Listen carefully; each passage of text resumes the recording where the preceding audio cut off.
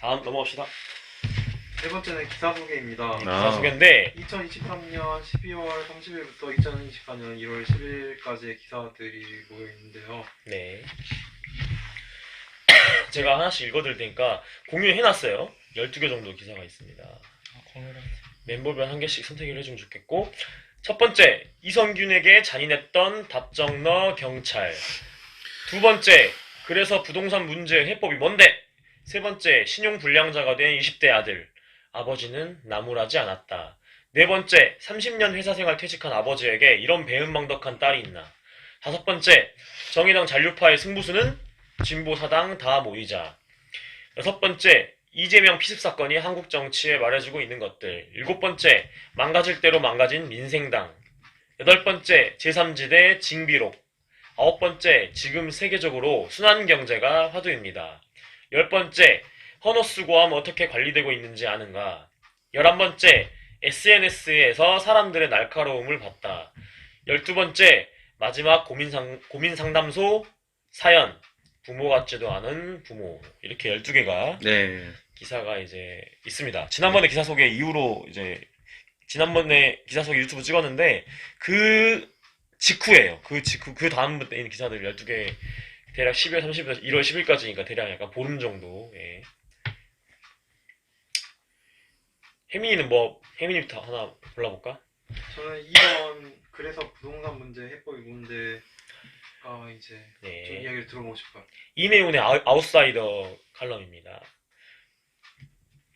그래서 공급을 확대하자는 이야기를 합니다. 근데 공급 확대하라고 하면은 네. 바로 퍼뜩 드는 생각이 보수주의자들이 항상 얘기하는 공급 확대론이야. 근데 그게 안 먹힌다는 게 사실 나오긴 나왔는데 그 얘기를 하는 건 아니고 적정한 공급 확대야. 그렇지. 적정한 공급 확대. 여기 이제 프라퍼라는 이제 형용사 붙었잖아. 네. 근데 이게 무슨 의미냐면은 실제로 봤을 때 그러니까 대한민국에서 그러니까 그러니까 주택 공급률과 집을 갖고 있지 않은 그게 있잖아. 네. 그게 이제 차이가 너무 크다. 그래서 집은 충분한데 네. 너무 많이 갖고 있는 사람들이 문제다 이런 얘기를 하거든. 네. 근데 이내용 씨는 그게 아니다. 실제로 따져보면 꼭 그런 게 아니다 이런 얘기를 하고 있는 겁니다. 뭐냐면은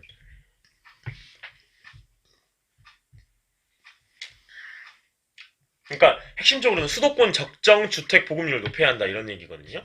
그러니까 이게 우리가 알고 있는 허수가 있어요. 그러니까 우리나라 주택 보급률은 102%다라고 알고 있어요. 그러니까 전 국민한테 이미 다 있어. 이미 다 집이 충분히 있다는 얘기를 하는 거예요. 근데 여기는 우리가 이제 놓치고 있는 것들이 있어요. 일단 먼저 226만의 외국인 수요자가 있어요. 그 다음에 불법으로 쪼개놓은 비적정 공간들이 있어요. 뭐 예를 들어서 구시대 같은 경우에도 이렇게 약간 편법을 써가지고 막 이런 공간을 이상하게 활용하는 경우가 많아. 네. 그런 게 있다는 겁니다. 네. 그 다음에 조합원 입주권이나 분양권도 들어간다. 그러니까 아직 이제 정식으로 살고 있는 건데 아닌데 입주권이나 분양권조차도 들어가는 부분이 있고, 그 다음에 시가 표준액 1억 이상 오피스텔까지 해당된다. 이런 부분이 있습니다. 이런 허수들이 좀 있습니다.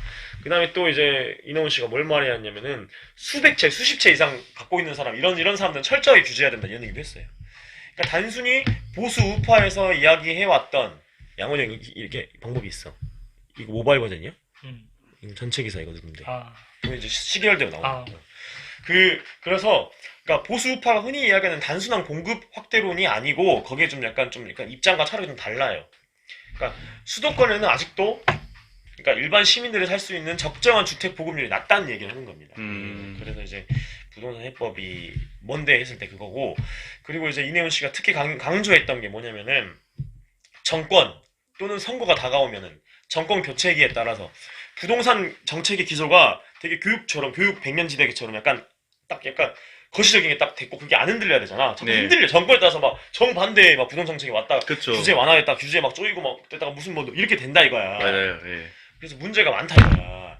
이것부터 없애야 돼. 그래서 부동산 여야가 동의할 수 있는 최소한 동의할 수 있는 부동산 정책 마스터 플랜이 수립되고 거기 하에서 구체적인 조치가 이렇게 좀 될 수 있어야 되는데 너무 왔다 갔다 해서 어쨌든 맞아요. 규제가 완화되면은 그 부동산 그 투기한 사람들 대박 나기도 하고 뭐 이러거든. 그렇지. 개발 호재 얻어가지고 막. 맞아요. 그런 건 안 된다.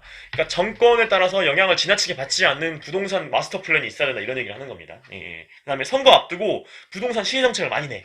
이런 것도 좀 경계해야 된다. 유권자들 이거 알아차리고 부동산 선심성 정책을 내는 후보들한테는 정당들한테는 표를 주지 말자 이런 얘기도 하고 예, 이런 얘기입니다. 그러니까 이 시작을 뭘로 했냐면은 그 얘기를 했어요. 그러니까 그 청년 월세 특별 지원. 그러니까 올해 예산 그 2024년 예산에 들어간 청년 월세 특별 지원이라는 항목이 있어요. 네.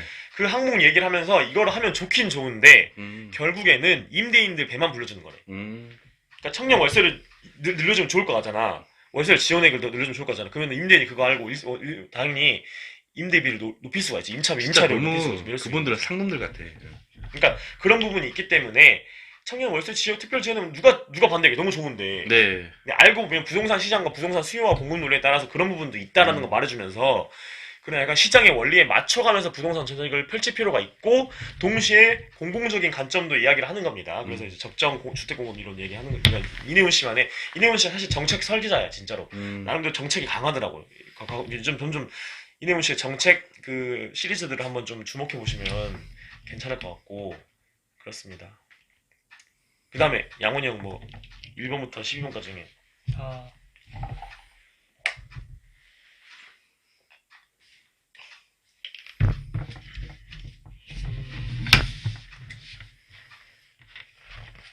죄송합니다. 제가 어제 갑자기 급작스럽게 아니 제가 하나씩 그냥 네. 죄송합니다 하지마 제발 좀. 아니 우리가 혜민이한테 얘기했는데 아니 모르는데요 안 읽어봤는데요 죄송한데요 모르는데 이런 말 금지시켰거든 혜민이한테. 도가 그랬잖아. 그지? 아, 근데 금지요. 이거는 근데 죄송하다 할 만한 게 어제 어. 다 보고 올 시간이 있었는데 갑자기 어제 제가 카톡으로 막 시간 조정 문의했잖아요. 아. 일이 생겨가지고 어제 새벽 늦게 집에 근데 갔거든요. 다 읽어오면 너무 고마운데 안 읽어도 돼. 안 제목은 읽어도 얘기할 수 뭐, 있어. 제목 보고 끌리는 거. 아니면 형이 살짝 읽어봤는데 괜찮은 게 있어. 아까 예를 들어서 뭐 SNS 이것도 괜찮고. 그렇죠. 예. 근데 저는 이제 제가 이제 읽어본 거는 이제 뭐 이재명 피습 사건, 살인 미수 사건, 그다음에 순환경제, 그다음에 네. SNS에서 날카로움 이거였는데 네. 그냥 뭐 제가 하나 해봤으면 좋겠어. 그냥 얘기해 보신 건 하나만. 9번. 지금 9번. 세계적으로 순환경제가 화두입니다. 예, 이게 양원 형이 되게 호의를 갖고 있는 그 40입당 정주원 대표 강연 네. 기사를 쓰겠었거든요. 헌호수감이 세 번째고 이게 두 번째 기사입니다. 예. 재고 폐기 금지법 이거. 예. 네. 순환경제가 뭘 것 같아? 말 그대로 순환하는 거잖아. 네. 뭔가. 그렇죠. 순환경제라고 하면 뭐겠어, 핵심? 보통 이제 재활용. 딱 그렇지, 예상되지. 네. 예. 그러니까 뭐냐면은 이거 재화잖아. 이거 재화로 쳐봅시다. 이제 재화잖아요. 네. 이 재화를 만들어 생산을 했어. 네. 다 쓰고 나서 버리는 건 버리잖아. 네. 거기서 끝나면 안 되고 고리가 이렇게 열려있잖아. 열쇠고리가. 네. 동화 자동차 열쇠고리 있지. 네. 열쇠가 열려있으면은 이렇게 돌다가 빠져서 떨어지잖아. 네. 그러면 안 돼. 고리를 닫혀주자고. 그럼 계속 돌 거 아니야. 여기서. 그치. 생산한 거를 충분히 사용하고 다 썼어. 그래서 버리는 게 아니라 이거를 어떻게 하면 좀 더 가치를 부여해서 더 사용하게 할 수 있을까 해서 업사이클링. 아예 새로운 가치를 부여해서 뭐 이렇게 다시 사용할 수 있게 한다는 게 업사이클링이고 네. 이 취지대로 다시 사용하게 하는 게 리사이클링. 그렇죠. 수리해서 쓰게 하고 막. 더 오래 쓰고 자주 쓰고 다시 쓰고 그 다음에 아예 새로운 가치를 부여해서 새롭게 쓰고 이런 거를 좀 하자는 거야. 이게 순환경제거든. 그러니까 쉽게 버리면 안 된다는 얘기를 하는 거야. 결국 뭐냐면 의류산업 얘기를 하는 거거든. 그러니까 다국적 그 스파 브랜드. 의류 패션 기업들이 네. 재고를 그냥 엄청 버린다. 이게 환경 파헤치는 거라 하더라고. 환경 너무 지구를 파헤치는 얘기를 일단 섬유를 쓴다는 것 자체가 이제 석유나 그런 그러니까 재물을 그래서 많이 재고 폐기 금지법을 얘기하는 거야. 쓰니까. 폐기를 쉽게 하지 말라. 그런 얘기하는 거거든. 이게 순환경제의 핵심입니다. 양훈 형은 순환경제에 대해서 형이 좀 약간 이야기하고 싶은 게 있습니까?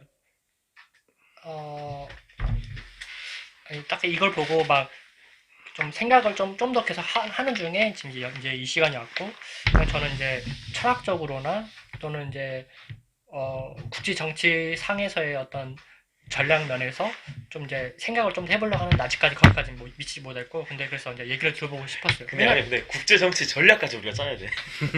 아니, 이래서 이런 거죠. 제가 한 말이 아니에요. 뭐냐면 뭐 우리는 이제 어떤 무슨 국가 무슨 원이 있잖아요. 네. 그렇죠. 국가 뭐 이제 자연과 뭐 생태에 관련된 원의 원장이 어디 이제 진보 매체다 글을 쓴 게 있어요. 네. 거기 말한 게 미국이 선한 제국에 대해서 이 지구적 환경 문제를 이끌고 나가는 그런 방법밖에 없다. 지금 이미 어떤 지점을 지났다. 지금도 늦었는데 주도적으로 리더적인 국가가 나서자면 지구적 환경 문제를 돌파할 길이 없다는 얘기를 직접 했어요. 제가 지금 이렇게밖에 기억이 안 나서 말 못하는데 그런 면에서 당연히 이제 뭐 미국이든 유럽이든 움직이려면 시민들의 운동이 중요하죠. 또 시민들의 운동을 움직이려면 여러 가지 사회 정책적 활동도 필요하고 철학적인 기반도 잘 다져야 되고 이런 생각을 하는 거. 그래서 밑바탕에서는 사람들의 욕망을 어떻게 흐름을 바꿀 것이냐. 그다음에 이제 국제 정치학자나 여러 학자나 또는 정치인들이 어떤 국가 정책 또는 세계 정책을 갖고 할 것이냐를 우리가 좀 유심히 좀 연구해 볼 필요가 있다. 얘기인 거죠.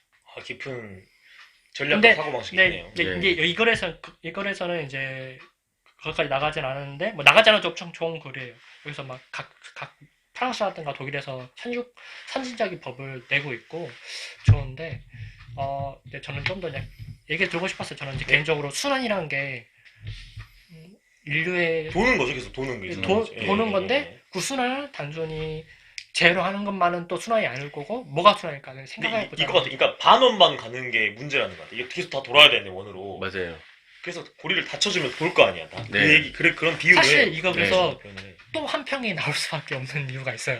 아 진짜 제가 한 말이 아닌데 또 한마디 하자면 전남의 형 시군이 엄청 많은데 곡성이 더 그 소멸 지역인 거 알아? 그건가? 그렇죠. 2만이 깨졌대. 한 평에 2만이 유지되는데 곡성을 예를 들어. 근데 자꾸 한 평만 내려드는 거 이거 동욱이를 계속 올리겠다는 얘기잖아. 아니, 그럼요. 아니 동욱이에게 이렇게 동욱이가 곡성 고향에서 좀 그러니까. 곡성 얘기했겠지. 네. 네. 네. 장난도 있지만 이제 또 한평 출신이 한평에 또 애착이 좀 더 있을 거잖아요. 그러니까 좀 더 저는 이제 주문을 좀 네네. 하고 싶은 면에서 그런 거고 뭐냐면 네.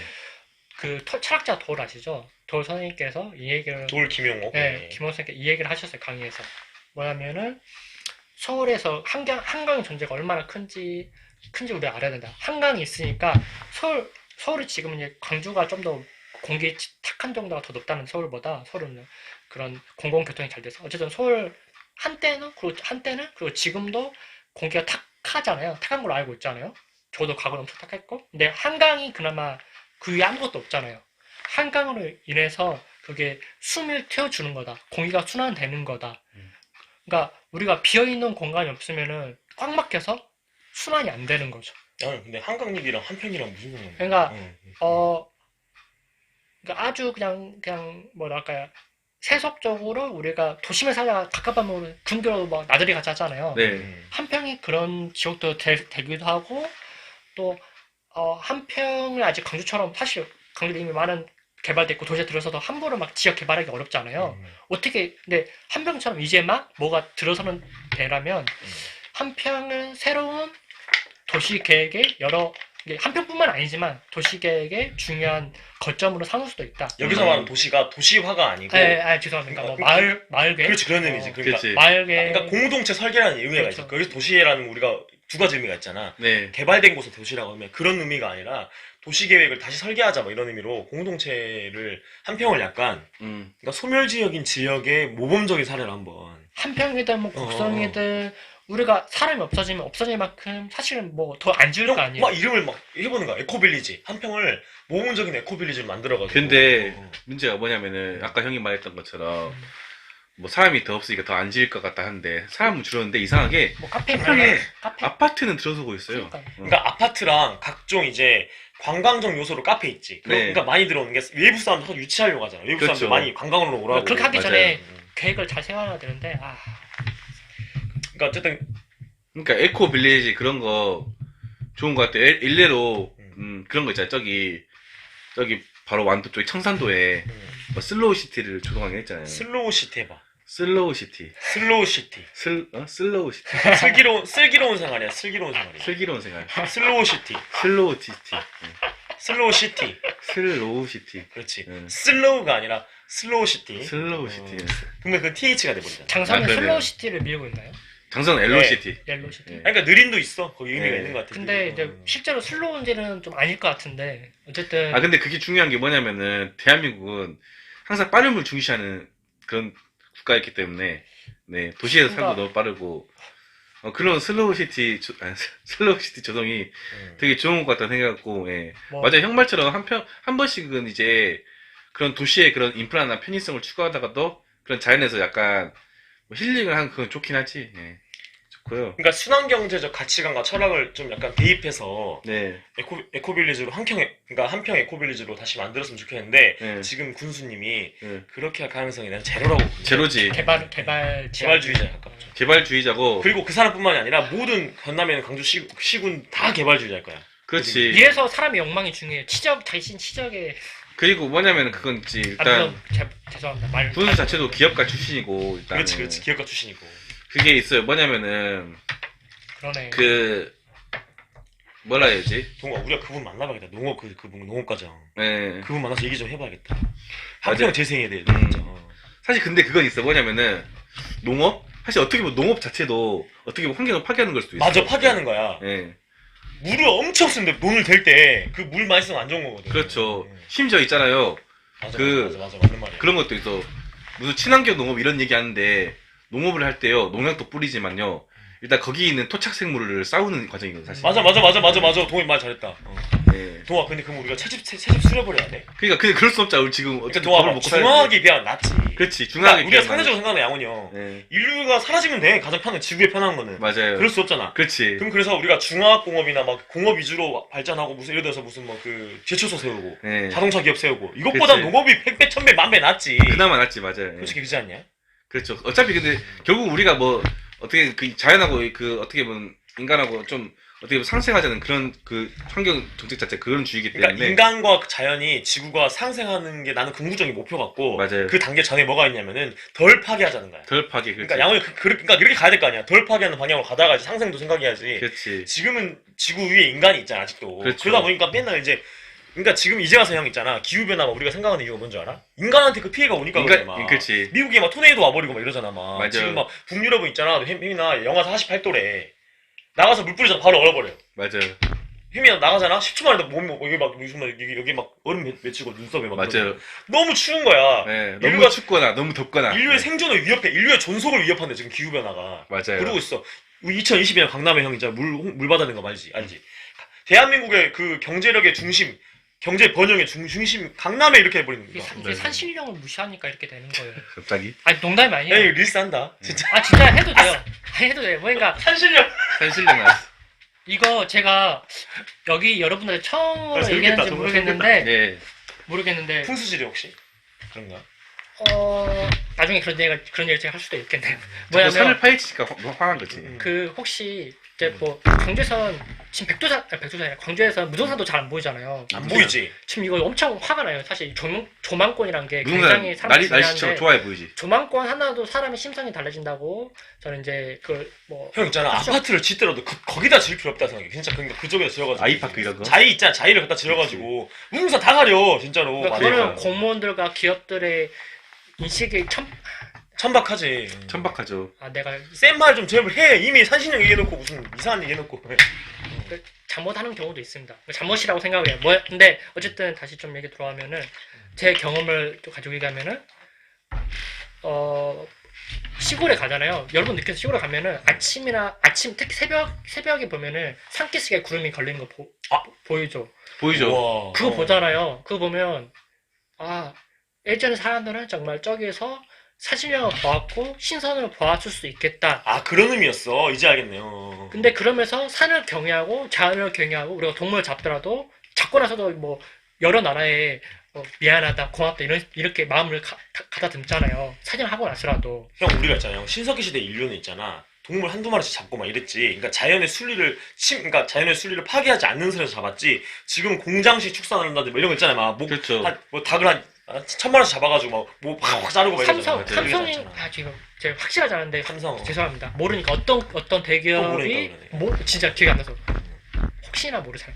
대기업이 다른 나라에 가서 공장 폐수로 흘렸다는 게 지금 그런 게 있지. 보도됐어요 또. 근데 삼성만이 아니라 그런 짓거리들 많이 하지. 많이 옛날에 하죠. 펜으로부터 시작해서. 지금 우리나라에도 뭐 가축도 키우는데 폐수로도 옆에 농가나 산에다 버리고 공장 폐수를 버리고 그게 사실명을 믿지 않는다면 그게 가능할까요?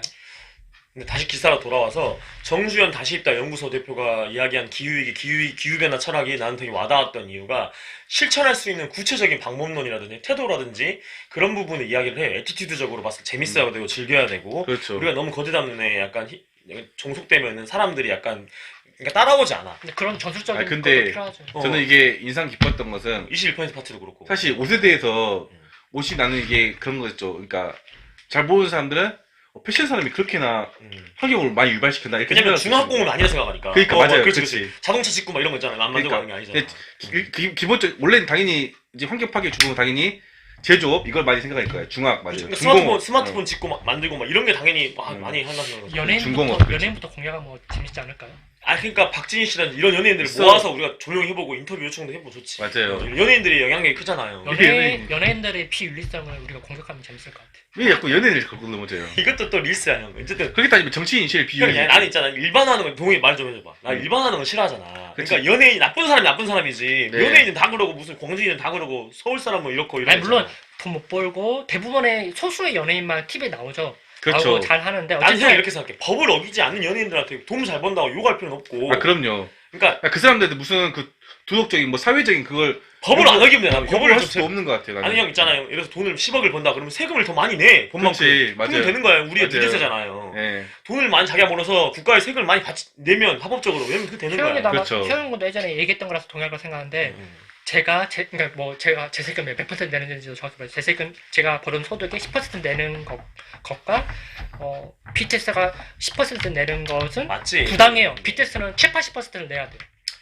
근데 양원형이 뭔 취지는 알겠어. 내가 지난번에 릴스도 올려서 다시 한번 봤는데 이해가 되는데, 그러니까 일단 부자가 싫다고 했잖아. 그게 맞는 거야. 형이 논리가 그런 거잖아. 자본주의 사회에서 이렇게 불평등한 한국 사회에서 지나치게 많은 거부를 갖고 있는 거는 거대한 부를 갖고 있는 거에 대해서는 부끄러워할 줄 이런 얘기를 했어. 양원형이. 연예인도 그 연장선이야. 네. 근데 이렇게 생각해. 연예인 특좀 좀 이런 부분이 있어요.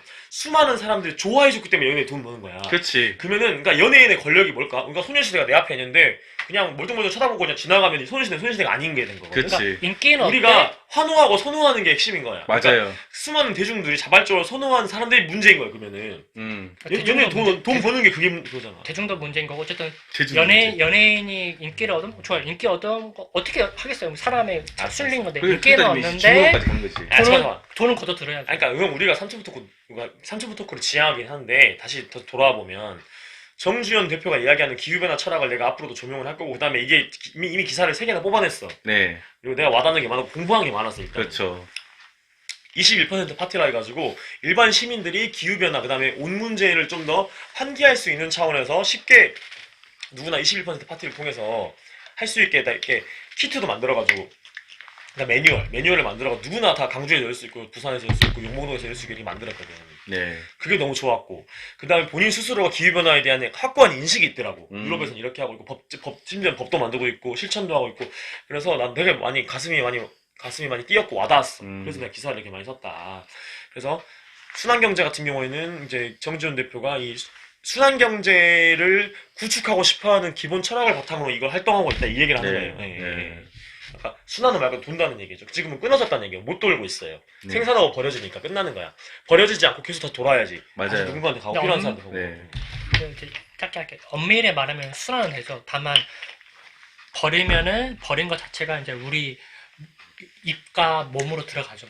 그러니까 그런 거, 그러니까 순환은 어떻게든 돼. 그러니까 개념을 설명을 하는 거야 그렇게. 그러니까 그거를 순환이라고 보지 않은 것 같아. 네. 고리가 끊어졌다고 보는 것 같아. 그래서 고리를 닫혀주자는 얘기야. 그러니까 비유적인 건데. 어쨌든 순환경제 개념이 그러니까 세계적으로 통용되는 개념. 그러니까 어떤 그 옛날 김수영 시인처럼 어떤 이제 보편적인 어떤 용어를 자기 주관적으로 해석할 수도 있잖아. 네. 그게 아니라 그러니까 일반적인 용어는 그런 의미입니다. 순환경제. 네. 도무기. 기사를 네. 저는 이제 사실 두 가지가 생각나요. 다 한연학 건데, 예. 한연학 씨 건데. 맨 한일학교만 얘기하네. 아니 이게 너무 어그로를 잘 거니까. 자, 그러니까 이게 그거죠. 그러니까 저는 4번, 12번 하나만 해. 하나만 뽑자면 그럼 4번으로 할게요. 왜냐면 4번, 12번 얘기하면은 여기 4번, 12번의 부모님들은요 완전히 상반된 부모님들이거든. 아, 그렇지. 예, 굉장히 상반됐기 때문에 예. 어떤 진짜 완전 극과 극의 부모상을 보여주고 있어요. 동욱이가 한번 설명해봐, 그러면 4번 사연. 30년 회사 생활 퇴직한 아버지에게 이런 배응만 덕가 딸이 있나? 아, 사연자 그 여기 기사를 띄워놔봐. 네. 동료선 지금 막. 깜빡하니까 전체 보기 하면 돼. 맨 위에 이렇게 하면 이렇게 해서 전체 보기. 그렇지. 그렇지.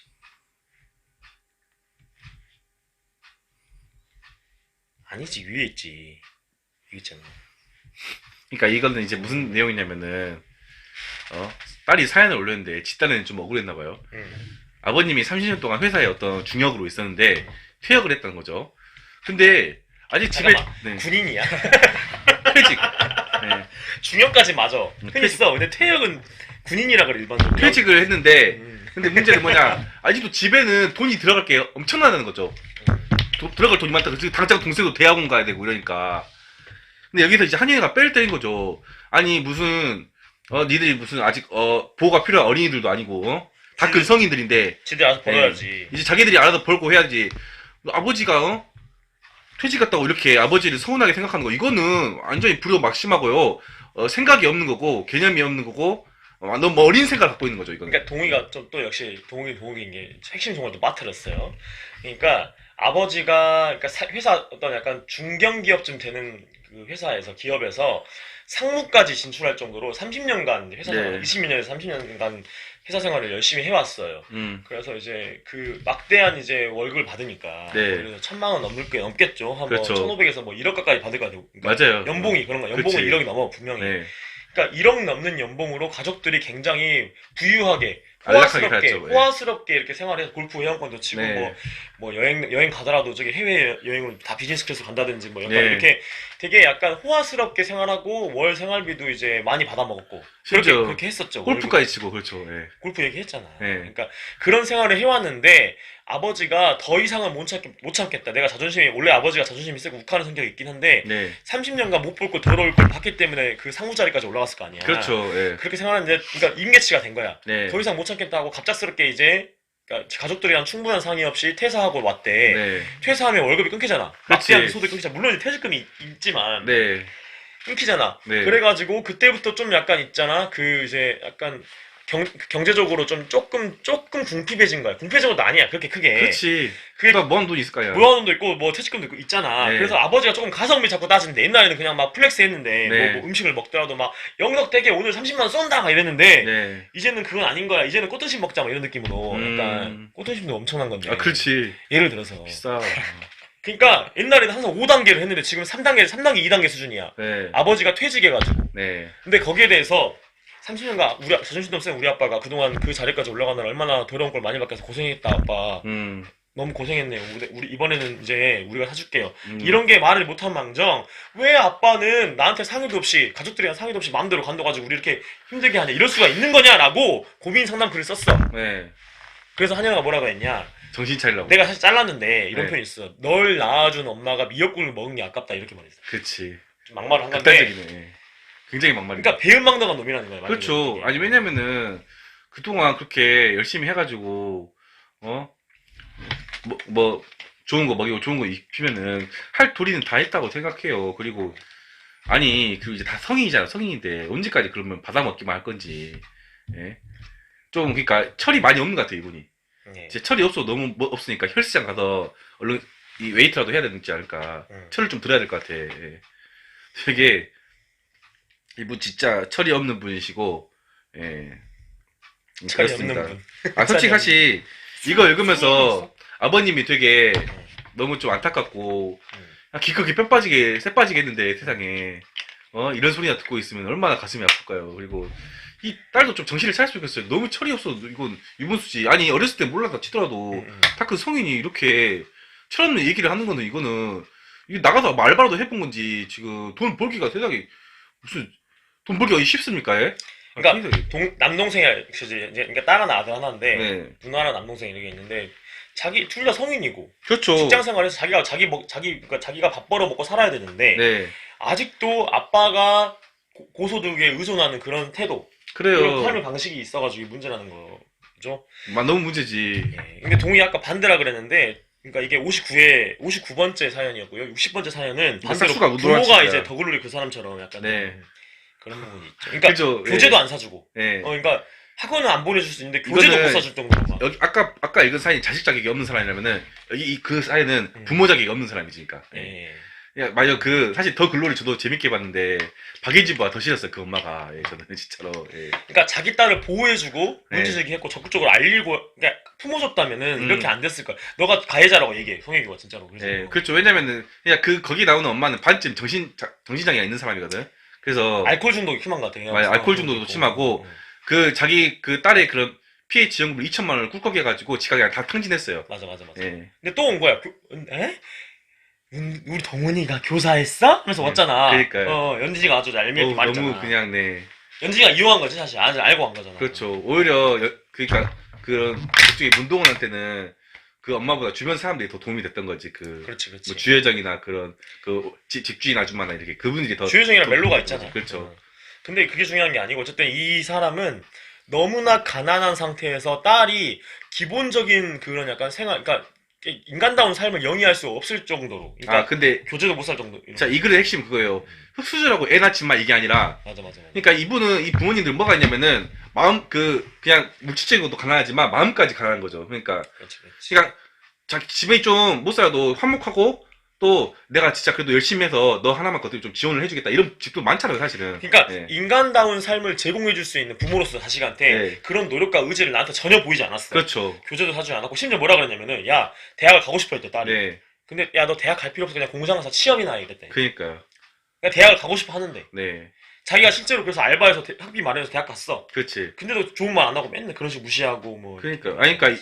뭐냐면 형이 나한테 자꾸 근시한 적이라고 하는데, 이게 사람이, 이것도 일반화일 수도 있는데, 좀 후달릴수록 여유가 없을수록 점점 근시안이 되거든요. 맞아. 눈앞에 있는 거 당장, 넌 이제 여유가 있잖아. 눈앞에 있는 몇만 아니, 원, 넌 여유가 들어봐요. 있잖아. 그러니까 눈앞에 있는 너 여유가 있잖아. 그 교재비 몇만 원, 몇 천이 더 아까운 거야. 넌 지금 여유 있잖아. 근데 왜 그런 거야? 왜 근시안이야? 어?